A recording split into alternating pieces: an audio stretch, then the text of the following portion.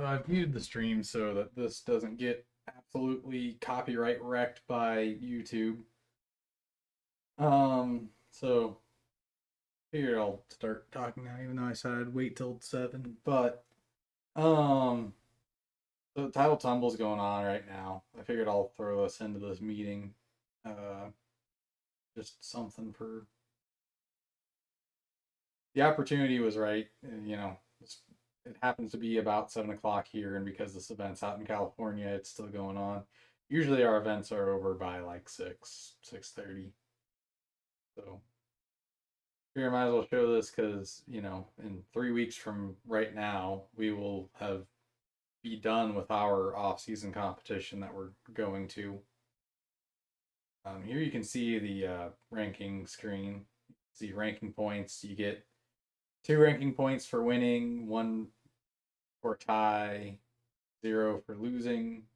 You also get a ranking point for if the shield generator is active, or for yeah, the other one involves getting enough balls into the goal and then turning the color wheel. I forget the marketing name for that.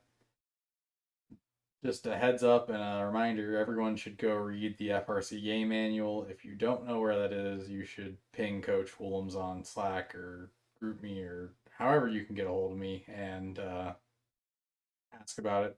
I'll show you where it is. It's a fairly large document, but you need to read it, especially if you have aspirations of driving here in a couple weeks. You have to know the rules to be able to drive. I mean, I guess if no one reads it, then whoever's going to have to drive. But to drive and do well, you need to read that manual. Some of these 9,000 teams that are showing up on this list are actually other teams' second bots. 9414 is High Tide second bot. 9973 is 973's second bot. It's kind of funny that the some of the second bots are doing better than the main bot. But otherwise, I might come back to this if they actually get to running a match. I'll put it off to the side for now because it seems like they're in a holding pattern over anyway. Um, I actually have that up on my. So, introduction to Java. Last time we got your dev environments all set up. You should have VS Code, access to VS Code. Should have access to Git, which we aren't really touching on this week, but you should have it and be ready. If you don't, you need to go watch one of the previous videos. And I'll. So, what is Java? I need to make my preview big because I've got the PowerPoint running on my little laptop screen and I cannot read from here. Java is a high level. I'm not going to read that for you. You can read it. That's just taken straight from Wikipedia. So I'll pause the video here since no one's here anyway, and read this, and then I unpause it and I will explain some of the things that you might not explain out of that. All right, so you read that. Um, high level. High level versus low level. High level refers to the amount of abstraction between the programmer and the hardware. Java and C++ are high level languages. There's a lot of abstraction, to declare an integer variable and then set it to something. It's 2 lines that looks like that. You could actually combine them and just put the enter after the team number here. New integer 1806. Same thing on the C++. And that's 1 or 2 lines to do something that in assembly looks like this. And it cut it off weird. These are all supposed to be on the same line. I'll show you that in a minute. But this ARM assembly code reduces down to that in machine code or that in hex to do the same thing that you are doing here. And that, actually writing this out and making it, into hex and machine code actually took me 2 hours. And that's 2 hours of my life that I'm not getting back. Oh wow, it even like stretched it out, and I think this got slightly destroyed when I went to.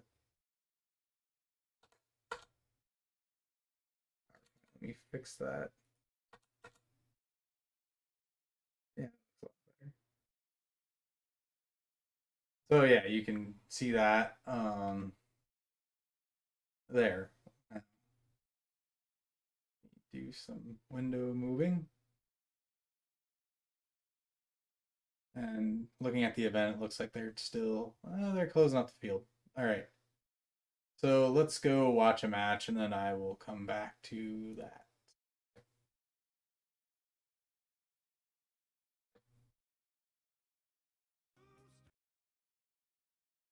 Um,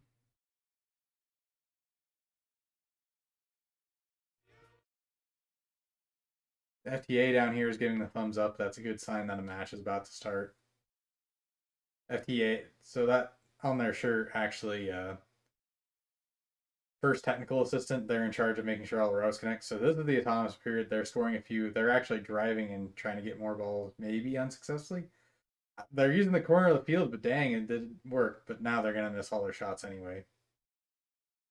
I would actually say if on the second shots, strategically, if you know you're going to miss them, I would edit my code to just grab the balls and hold on to them. There's nothing wrong with that if you know that you're gonna miss them. So, no offense to the 15, 18 kids. I'm sure they're working really hard and they really want to make those shots.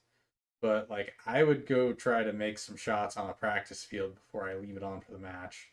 Especially if they play all their quals matches, they're still in qualifications. I think they're gonna run out to quals 30 today, and they might play some more matches tomorrow. It sounds like.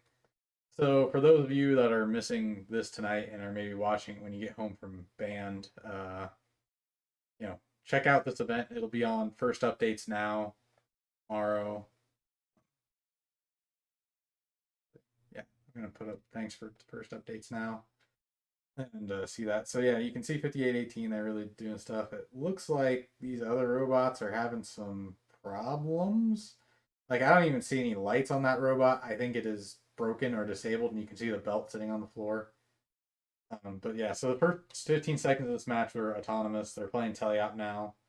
You can see the protected zones on the field.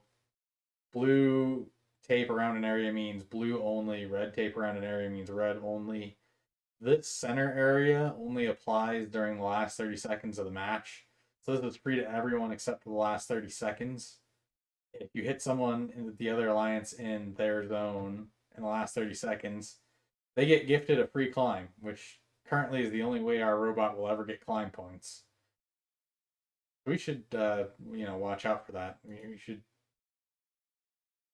Um, Oh yeah, and then so this triangle, you cannot touch a blue robot that is in. If you are on red and you touch a blue robot that's partially in the zone, you get a penalty against you.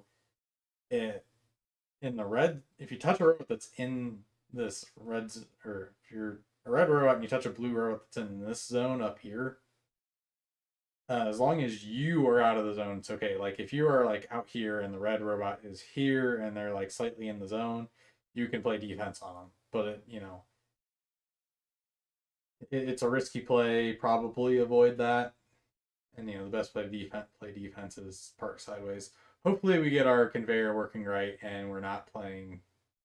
And you can see the climbs here. Most routes have a climber. Us currently not having a climber, it will definitely be an uphill battle to try to maybe even get picked at Cowtown, which is interesting given the legacy of our team name and how normally good we are. But that's COVID. Anyway, so the match is over. They're tallying up the score. They're probably looking over some robots to make sure it wasn't the field that caused the issue. But usually, if you disconnect like that in a match, you're just done and out for that match. And whatever your teammates can do to carry you, that's what you get. So I'll let you guys know the final score when it comes up. But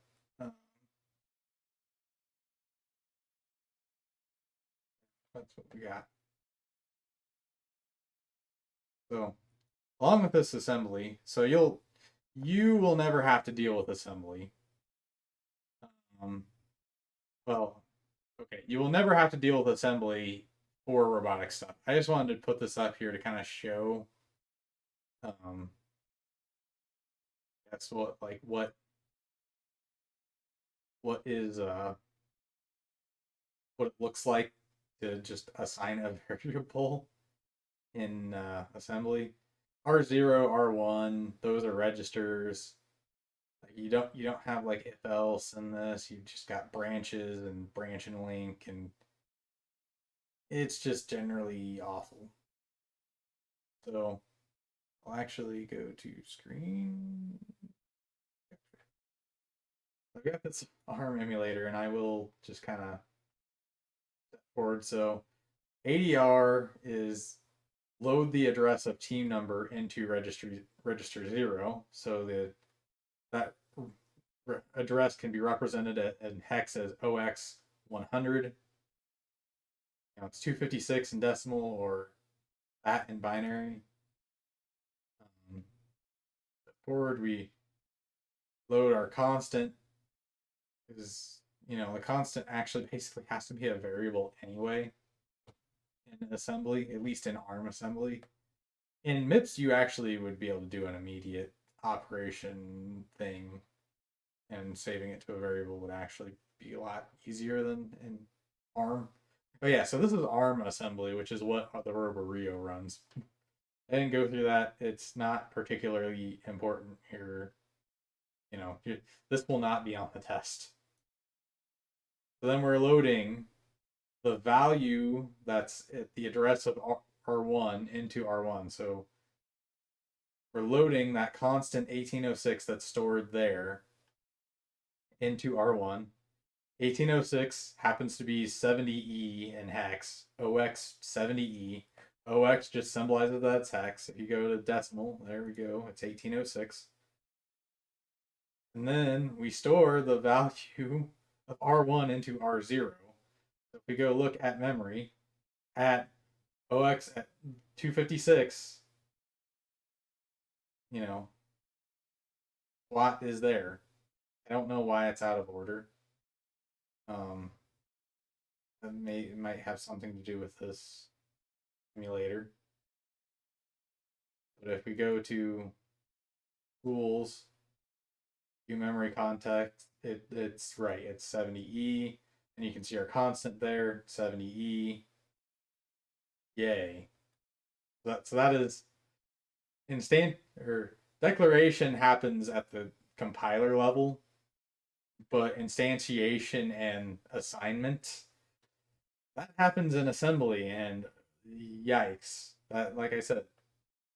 Oh, and then like different like emulators and mappers um, do things differently. Like what really took me 2 hours is to do this without using pseudo instructions, such that this could actually be mapped straight to assembly or binary. So probably massive amounts of overkill. I don't know if you guys actually got anything out of that, other than like this is kind of how things look like at the machine level. And then yeah, so this is still just like human read shortcuts for things that map directly to binary commands.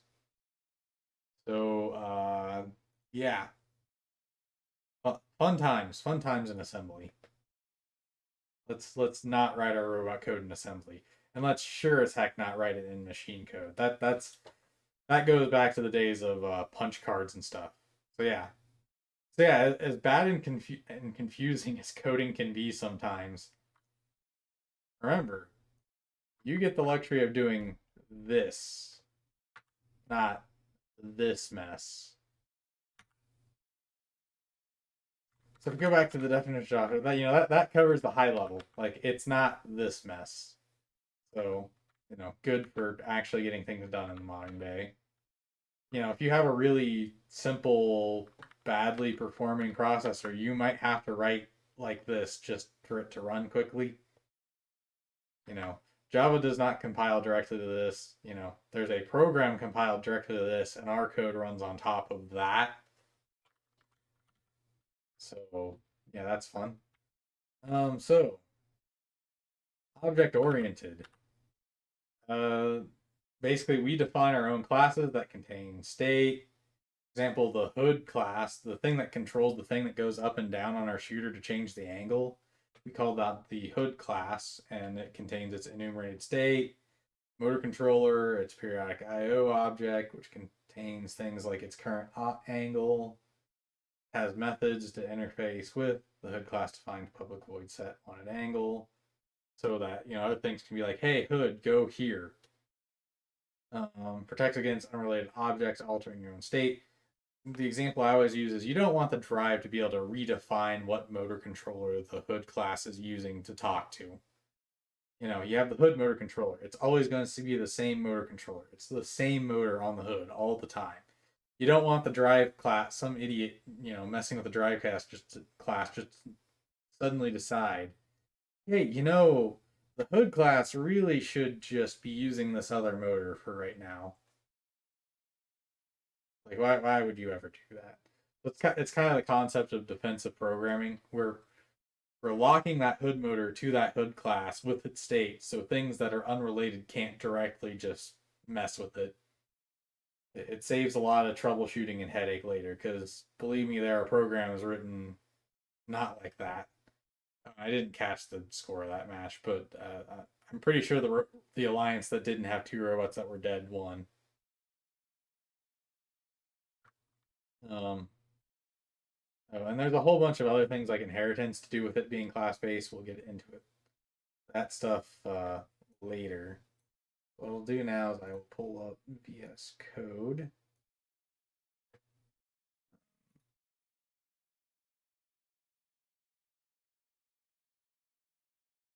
Pull up VS Code. All right, VS Code. I'll show you hood Java. So like, there's the motor controller. There's its control state, which is an enum defined somewhere. Yeah, either be idle in position control, hold position, manual control, retract, or disabled states. We can define all that by code. We got all these public methods or things that you can do. So like you can get an instance of the hood so you can actually talk to it. That's actually a static method. We'll talk about that later. I think that'll be like the next lesson, or maybe we get into it later. This method lesson. I've created three lessons after this, so I'm mixed up about what's in which one. Like you got these private methods that are just basically macros that we can do in here. But like public void set one at an angle, and then there's code in here to actually validate that, the angle that you're asking for is actually something that we would ever want to go to.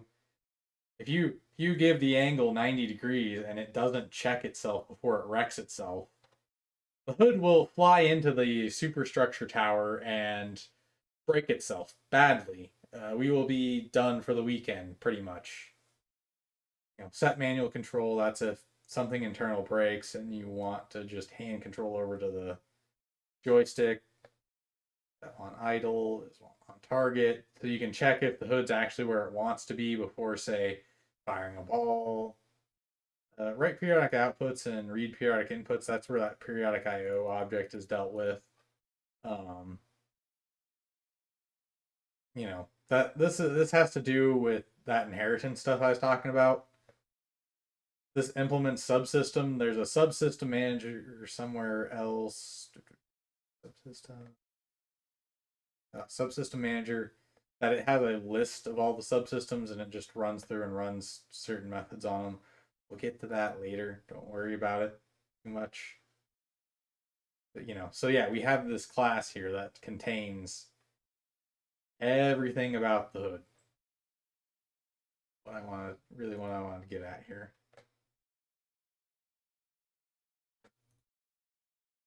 Object oriented. Objects have data and code. It's kind of a prerequisite for being class based. Kind of like a square rectangle situation. You can be object oriented and not class based. But if you're class based, you're object oriented. Class class based is kind of the square of object oriented in this case. Um, the rest, and I'll just kind of leave through it. A lot of this wasn't worth making a slide for. General purpose, it can run a lot of things. You can do a lot of things with it. Write once, run anywhere. Yeah, can, Java code can technically run on x86, ARM, MIPS, anything that has a JVM for it, and that you're not referencing specific libraries that pertain exactly to a processor. You can write it, run a lot of places. Completely compiled to bytecode that can run on any JVM. So it doesn't get compiled, but it gets compiled to like a machine code. Like it gets compiled to like instead of ARM assembly, it ends up being Java assembly that runs on the Java machine, regardless of the computer architecture. Syntax of Java is similar to C and C++. I mean, you can kind of see back here, you've still got, the same like semicolons to end lines, assignment is just the equals, you know, very similar looking syntax. Um, Fewer lower level facilities than either of them. C and C++, you can do some direct memory management, you know, like in that assembly thing earlier, how it like we loaded like the address and assigned things to the address. You can do that in C++. You cannot do that in Java. Java runtime reflection and runtime code modification. Reflection is just the idea of code looking at itself, and runtime code modification is code modifying itself. Our autonomous selector actually looks at itself. Or wait, no. Our autonomous selector actually looks at our autonomous package and like provides a list of every auto mode that we have so that we don't have to update it on the fly. That's what reflection is. Don't worry about it. If your solution to your problem involves reflection, you better be asking me if it's really the right thing to do, because you can really shoot yourself in the foot really fast with reflection. Oh yeah, it's a popular programming language. It gets used outside of FRC a lot. I use it at work every day. Well, not every day. Right now, I'm on a project where I'm using C++, but you know, most things at CERN use Java anymore. Client server web applications. Like at work, we have a bunch of server applications where our C++ client will actually make a call to our C++ server, or to our Java server. Sorry, C++ client, Java server. Our C++ client will call into the Java server and get some information that's run on the server and gets passed back to the C++ client. With reported 9 million developers. That's a lot. Java execution recorder. So like when you get into a function, so okay, execution starts at the public static void main. Code executes from the top of the method to the bottom. Method and function calls can call the method's function. Execution jumps to the called method function until all synchronous execution is completed. Then it returns to the calling method function where it left off. Run till the program exits, crash it, or often in the case of robot code, power is removed from the computer. Program exits can just be that like it runs out of instructions and it completes, but otherwise it runs forever.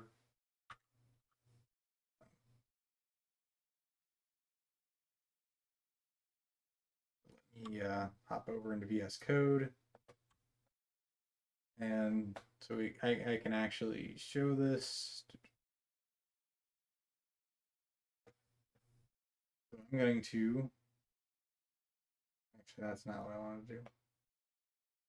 Simulate robot code on desktop. So we'll let this build for a moment.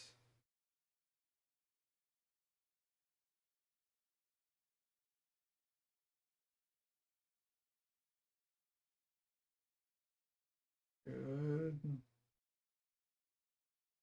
So yeah, we can simulate our code on the desktop. We went over this kind of last time, but that's kind of one of the advantages of Java. I'm actually going to pop. This thing's gonna get my way. I'm gonna pause it right here. And so what you can see is I'm gonna pause this robot main thread. So there's this This is a call stack, and we have different threads. Threads are just as you're calling through these functions, you can spawn off other threads so the thing can run at the same time.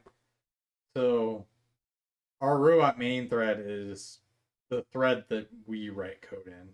Now we actually use a second thread for our autonomous code, but for now, right now, let's not worry about it. So in this main thread, you can see this public static void main. This is where execution starts. So it goes to robot base. Let's start robot. I can click here and I can see that we are in robot base class,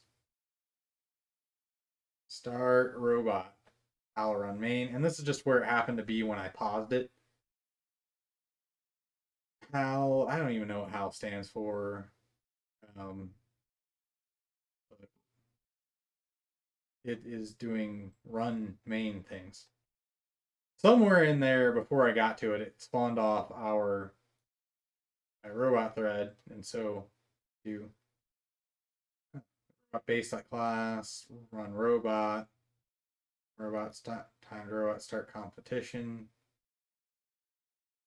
Done that. Thread 0, if I pause that. One of these threads around here is our actual, that's the navx thread. Oh yeah, our navx stuff runs on its own thread. So it, yeah. Common thing, reference.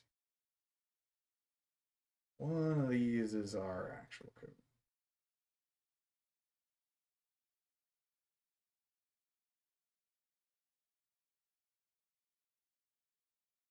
I'm gonna go over to the simulator.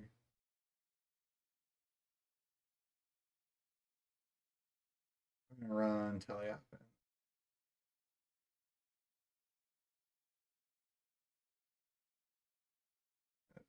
Let everything run again.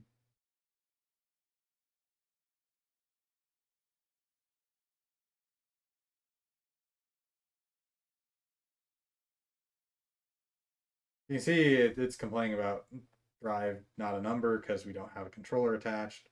But I pause this. That's not our robot code.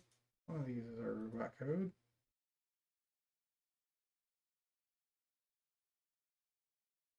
Fed notifier. Oh, okay, so the notifier's in there.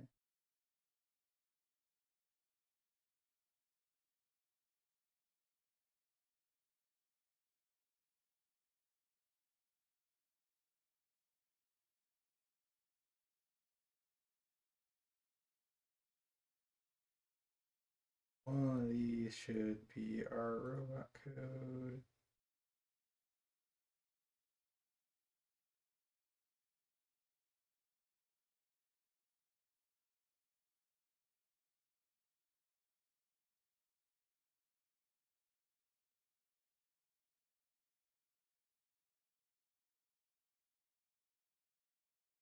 That's just the notifier.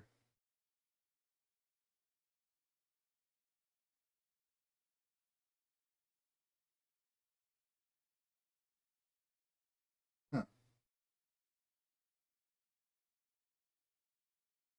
I don't know why I can't see where our code is in the call stack.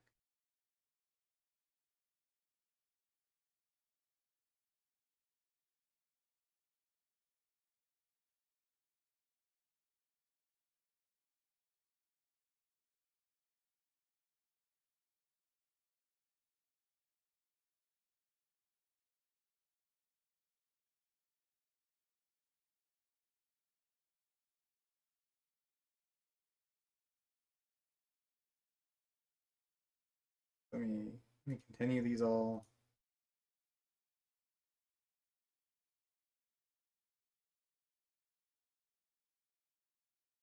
Hold on here. Everything's running. If I go on to that and I hit step,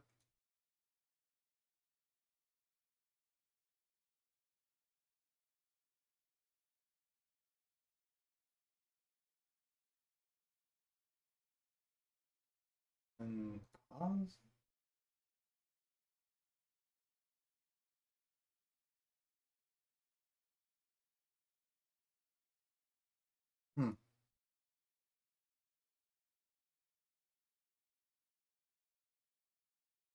Well, yeah. As we went over last time, all of that stuff calls into robot init, disabled init, autonomous init, teleop init, test init, robot periodic, disabled periodic, autonomous periodic, teleop periodic, as the different drive train or the different driver station states tell it to, or field states if we're actually competing on the FMS. So, all our code gets called through these functions. Simulation, back to PowerPoint.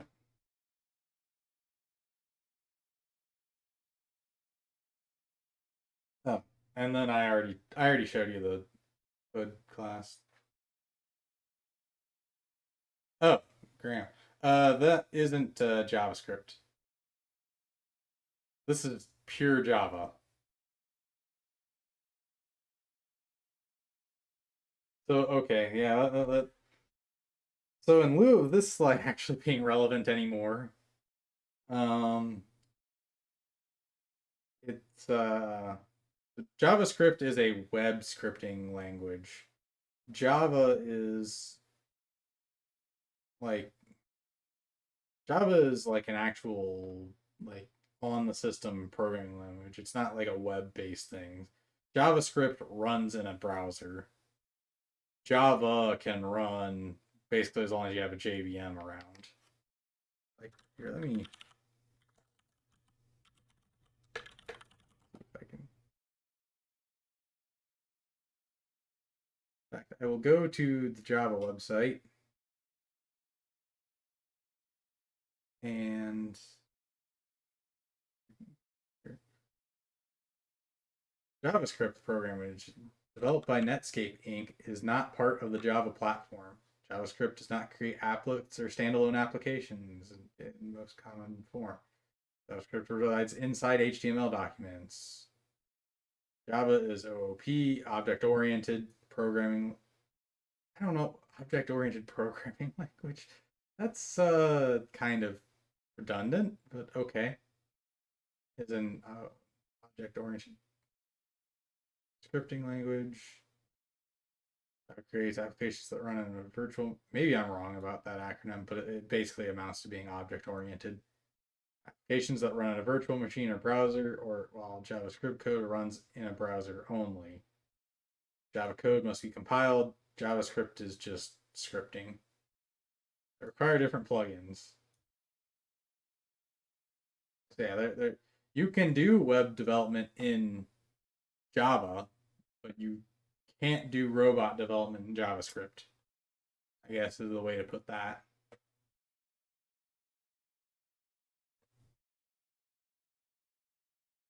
So Java has what are known as primitive data types. These, if I go forward a slide and show this, these are not a class. They do not extend the object type. Um, what the object type means, my OBS window is hidden behind my browser, is that I'm going to show you what's known as a Java doc. This is a Java doc. For all the base classes in Java, there is a documentation like this on the website about what all the methods are for like an object. And so if you extend object, you get all of these for free. You might have to override them, like the toString for your object may have to be a bit different, but you get at least a base version that'll kind of work for free. Don't These wait functions look really tempting to use for timing things. Do not do it. Never do it. If you're in a situation that you want to use these, ask me about it. There's probably a better way. Yeah, finalize. Every object needs a finalize. It's just how it cleans itself up at the end of the day. Because One of the things, I was talking about how C++ has, you can do things with pointers. C++, you have to manage your own memory, which isn't as scary as it sounds, but it's still pretty scary. In Java, the garbage collector deals with it, and you don't have to mess with it. You get like an equals function to where you can compare an object to another object for free.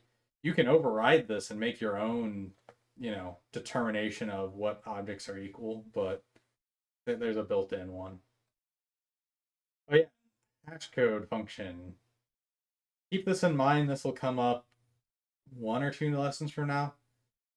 But it means that you can turn every object into a number that helps you identify that object, which is completely separate from a memory address. Nothing to do with a memory address, but like a number that you can use in a certain way. That'll make more sense later. PowerPoint. So primitives don't have any of that, what I just showed. Primitives are just like the value. You get your you get your double value that is just a highly precise floating point. Your float, your long, your int, your char, your short, your byte, or your boolean. Char it's showing here is bounded by a number. Char is actually short for character, and it is actually represented by, or it's actually better represented by like string characters. Strings, which are like an actual class that you use a lot, are just arrays of characters. We'll get to that in a minute, but keep that in mind. Um, don't get them confused with the actual objects. So you see like lowercase I int and like lowercase d double are separate from integer double byte. If it's got a capital on the start of it, it's a class and it implements object. And so you can get like a hash code for an integer or a double. You can, do a two string on an integer or a double, capital I. And that makes them really handy for things like, actually printing out the integer value so you can read it or displaying it on the dashboard, etc. And then I'm pretty sure I shared the slide deck with all of you. You can click these links and they take you to the Java doc for these objects. I'll put them up on screen now. So like the integer, so these are static things. You actually access them by typing in like integer dot instead of like an instance of. Again, that'll make more sense a bit. If you don't get it, that's fine. But you can you can do you can have an instance of an integer and compare it to another integer. Um, you can there's a static method for like parsing a string as an integer in here. There's converting it to a floating value. So like if you have 1806 as an integer, whole number integer, you can convert it over to a floating point. Or what's maybe more useful for us is converting it over to a double because we tend to use doubles instead of floats. Just because the extra precision is basically for free. Yeah, you can convert it to a string. There's a static to convert any integer that is the primitive integer, notice that, to a string. And that's in the capital I integer class. And so, yeah. And then there are similar things for booleans and stuff. I'm going to go to the string one because that's another class that just comes up a lot. Gosh, loading links out of PowerPoint takes forever. The string, and you can see, is equivalent to an array of char type, which is the char primitive, which represents characters. Like that's a character, character, character. A string is just an array of that. So you can do string dot um, at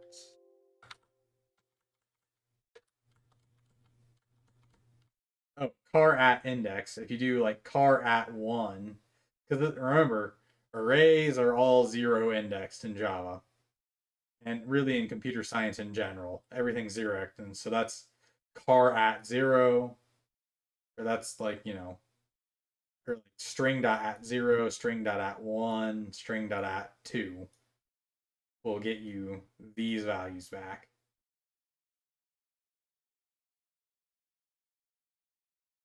And then I'm just clicking on the Boolean link from the document. I'm not going to flip back over. Just click on it. And you can see how long it takes for that to load.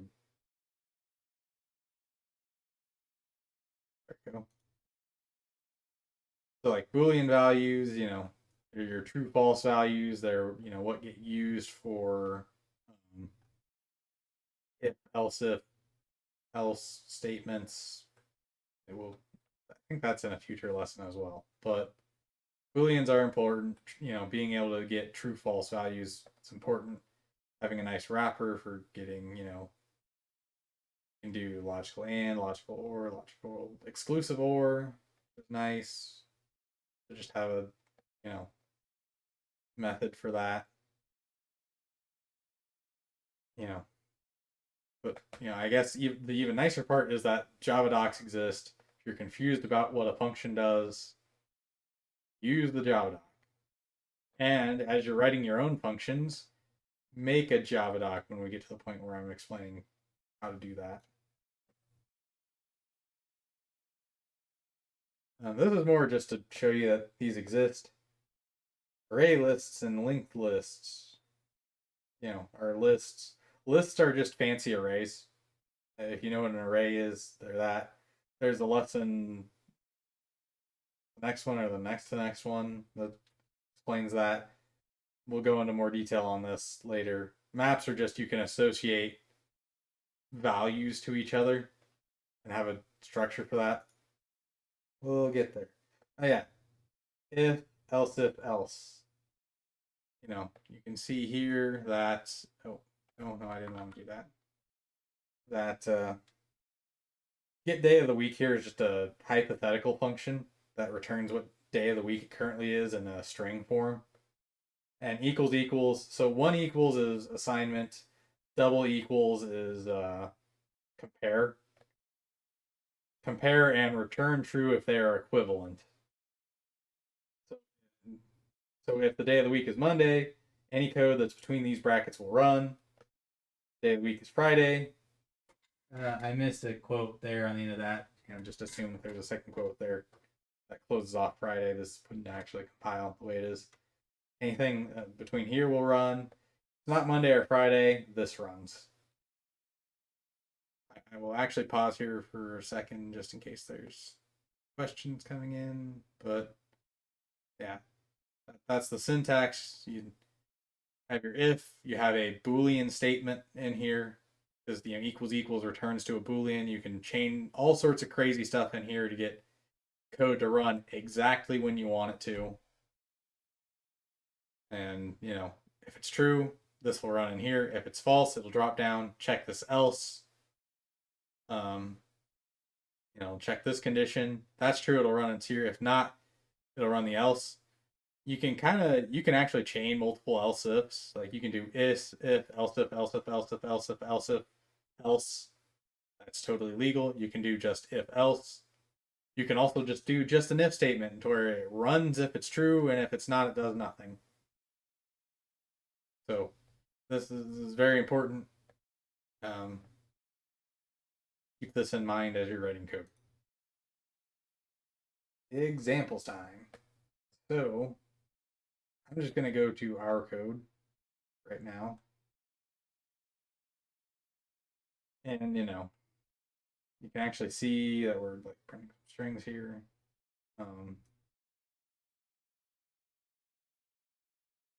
One thing I want to get across here is that we are declaring a couple of motor controllers right here. These are null at the time we make them. I'm going to go back to the hood class. Yeah, these are null until the what's known as a constructor runs. If you see like inside the hood class, this method with just hood here, and there's no like type specifier, because when you are defining a function, you usually have to have a type specifier. But the function's name is the same as the class. That is your constructor. That anytime you do like new hood, which we conveniently do here in this static method for reasons that will be explained later. Um, when this hits, it jumps down here and runs the hood constructor and initializes all the stuff that we defined as part of the class. As far as class base goes, this is your like class variables. Like you can access these by doing this dot, and you can see all those variables here and their types. So it's oh, and this private public stuff, that's just anything that's private can only be accessed from within this file. Like I can't go over to like the constants class and be like hood.m is, it doesn't even come up in the autofill because um, is angle valid is just like not even like available to the constants class. Um, so anything that's outside of a function just kind of runs instantly as soon as the program picks up. Like when your program picks up anything that any code that's just kind of in a class definition part, like here, runs and then it goes over to public static void main and starts running. So like this gets instantiated and the constructor runs as well as the constructor for the circular buffer before anything else goes. Then it runs the constructor. So yeah, then it runs the because in this case the constructor gets run. Okay, never mind. Constructor gets run when new gets run. In this case, it just happens to be in the class definition. Doesn't necessarily have to be that case because like the circular buffer is actually a class that we defined. And so these get run, which these just declare it. They don't actually instantiate anything. And look, we're using primitive int for some reason. Don't worry about it.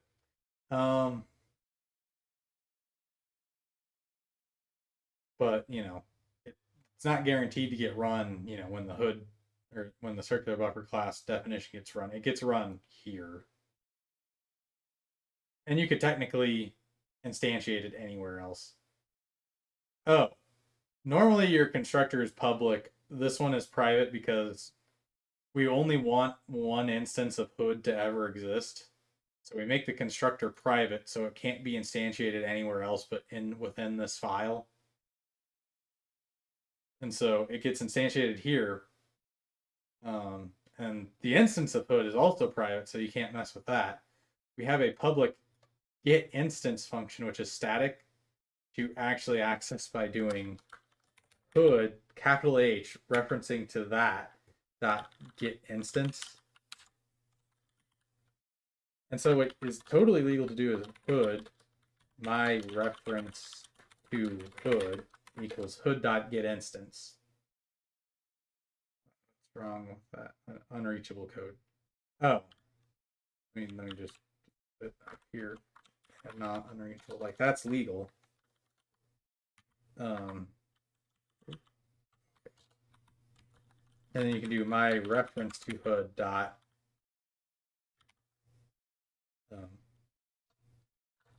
convert. Why are those public? Oh, because we're within the file. Hold on. Let me get out of this file to make my point a little bit clearer. So if I wanted to go to the drive, and say for whatever reason in this function I wanted to check something with related to the hood, I can be like, is on target. I can get access to that through there. Now I can't access any of the member variables or anything, but any of the public functions we can get You know, it's fine. What I can't do is I can't do new hood. That would be we intentionally made that illegal by putting the private modifier there because oh my gosh, this code actually running would be completely disastrous. Like you look at what's going on here, like we're creating a new Talon SRX with an ID, like you would end up with two pieces of code fighting over a motor, and that's just bad times. You don't want two pieces of code fighting over a motor. You know, you don't want. I mean, just looking at all this, bad times. Don't do that. But getting a reference to the hood and then like checking something that's going on with the hood, totally valid, totally doable. That's how a lot of our like when our subsystems need to talk to each other to make sure they're like not gonna run into each other or do something silly. That's how it's done. You can actually see up in superstructure that like it literally just goes and gets a bunch of our subsystems immediately and handles like talking to each other and sending them commands from the controller, all that kind of stuff. And so that's how like the, you know, in here we check like, you know, preparing shot or where's our K launching? Oh yeah. So like in our K launching case, we actually you know, set the speed um and then we tell the conveyor to launch it to like let the balls through if the flywheel is ready for launch. And you know, if the hood is on target function, we're actually working right. And if we had our turret on, it would check those too. Honestly, this code may be a little over designed for what we ended up with on fabrication, but at one time we were going to have a turret and our hood was going to work a little differently. Anyway, so that's how that works. But then, you know, you can see we're, you know, declaring all kinds of variables up here in the drive, and then in the constructor, we're instantiating them. Oh, I didn't have the code on that entire time. Okay, when I'm doing something silly like that, someone should yell at me in chat if they're here. Oh boy.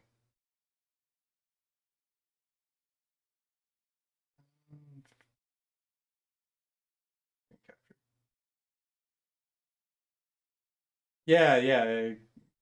Graham, you should yell at me in chat. I am a doofus and forget to switch my OBS scene. Sorry for wasting your time a little bit there. Okay, so again, we're declaring a bunch of stuff. This is the constructor. It's private, so it can't be instantiated elsewhere. So like in the drive class, I can't just randomly in a function like I can't do hood the hood equals new hood. Constructor hood is not visible because it's private. Amazing stuff.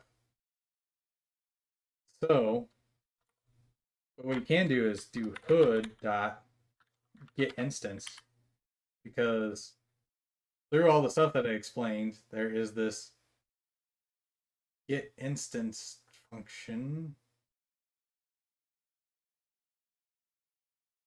Yeah, here that returns this static hood that gets created basically as soon as our code gets started up because of where it is, because it's not within a function. Um,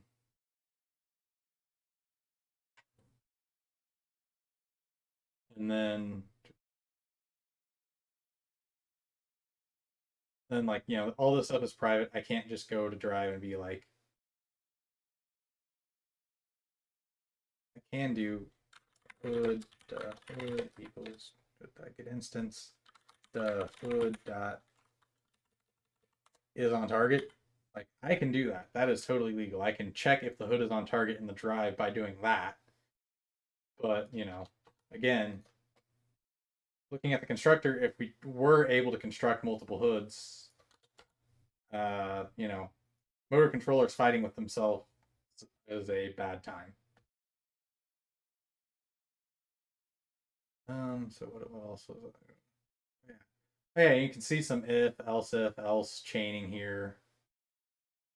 You know.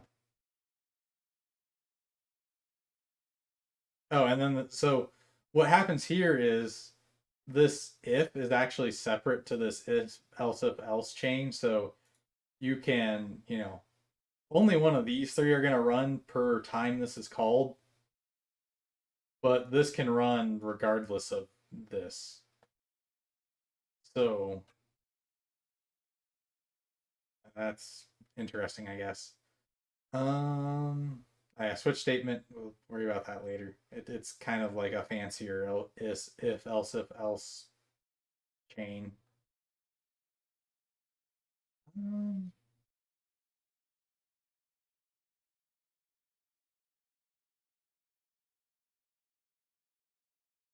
oh, is there anything else here that's still confusing?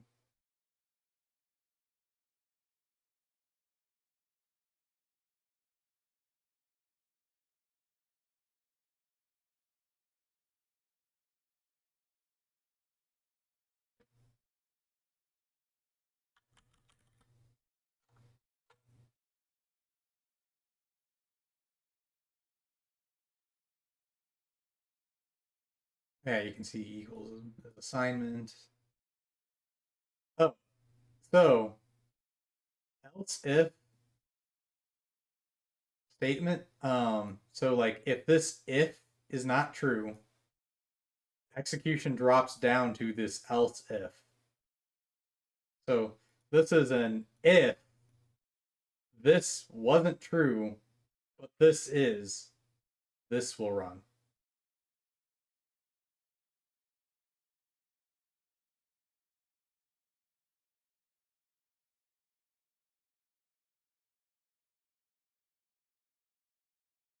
Oh yeah, you can hover over stuff in your IDE to see what types things are. And then so if this wasn't true and this wasn't true, else runs.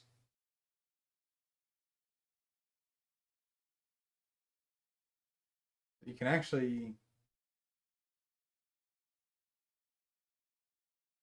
and you can chain a bunch of these. Like if I wanted to do like else if, oh,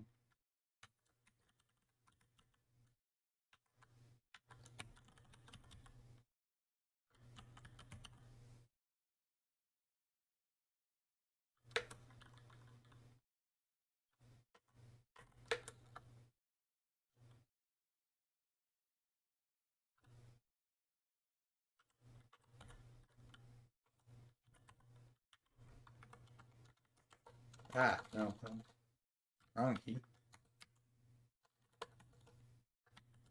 There we go. Oh, yeah, it when you start brackets, your IDE will almost always auto add a second bracket.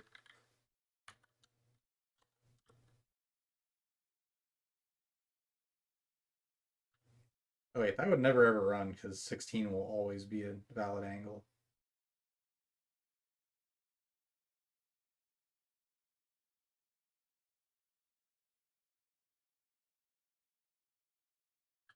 About less than constants in a good position min happens to be 0, which is functionally identical to this elf because if it's not greater than,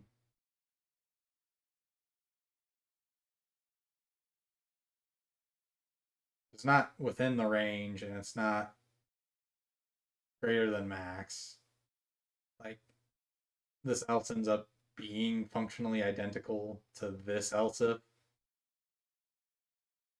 We could technically do this, and then that's technically unreachable code, and the IDE should actually complain at me for that, but it doesn't. So yeah, that is also valid and functionally identical to what we had before. I'm just gonna get rid of that because it's more code to maintain. Uh, Also, like uh, bracket positioning and like this line spacing, try to keep to what we've got. We might decide to do what I just did. I get used to putting the bracket on the next line because that's what we do at work. But honestly, before working where I work, I always did it this way. Ah,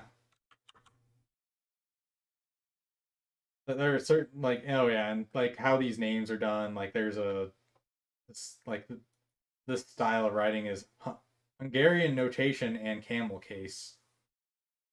You really want to have a fun time, look those up. But all right, so yeah, did that answer your question? And are there any more questions?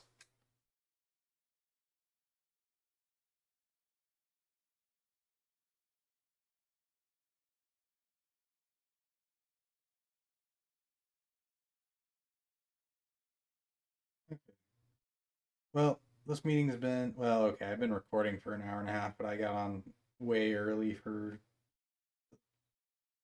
the event. Can I call the this meeting right now? Oh, okay, yeah, the event's over. All right, well, I guess just a reminder, everyone. I'll try to get the schedule email out soon, but same as last week, as far as I know, it'll be Tuesday CAD, Wednesday um, in person. Wait, no, Tuesday all team Twitch, Wednesday in person, Thursday CAD, and then Saturday programming again. Um, Actually, I should be able to get the presentations out tonight as well. So that should be it. Thanks for coming. Hopefully, the people who are going to watch this stream later on YouTube will ask me questions because I'm sure they'll have plenty. I may have to like at the start of next week's meeting just like do like an answering questions section, but we'll get there when we get there. All right. See y'all Tuesday and Wednesday and Thursday and Saturday. Bye.